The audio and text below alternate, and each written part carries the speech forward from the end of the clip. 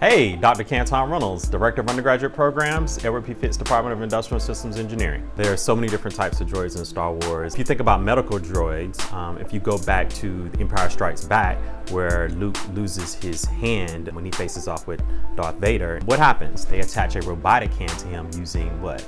A droid. So there's a surgeon droid that comes and attaches that hand to Luke so that he has, use of both hands. I see that as a practical application at some point in time, not tomorrow, but in the near future, of droids and how they can be used. When you think about a protocol droid like C-3PO, who's fluent in hundreds of styles of communication, you think of that being analogous to Google Translate.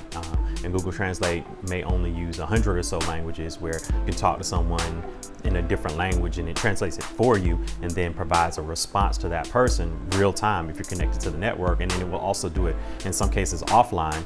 You can think about having a protocol droid that can do it instantaneously, but also has some artificial intelligence or machine learning that can also predict what the response would be based on how someone responds to you. So that is another layer to it. What about their personalities? Do droids have personalities? Will they eventually have personalities?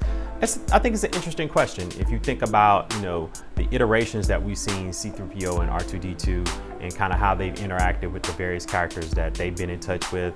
If you think about the scene from the movie where C-3PO says, "I'm taking the last look at my friends," I think that if the intelligence is sentient enough to understand the connection between them and another person, they also are sensitive enough to understand when that connection dissipates or ends. And so I do think at some point in time, we will see robots or androids with some type of feeling attached to them that we would normally only anticipate being with other humans. One of the things that really stands out to me is the connectivity between people and their machines. And you think about it, right? Even today, we're all connected to our phones. And so when you think about droids and their utility in the Star Wars movies and how certain moments or elements of the movies would have literally been impossible without the use of droids and technology and the loyalty of those droids and technology to the people that they were working with and to the missions that took place. And so I think what we have to think about is how this interplay between technology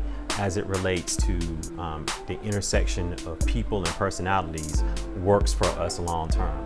How are we going to be attached to our technology? How is that technology going to influence how we live our daily lives? And what does that mean for us moving forward?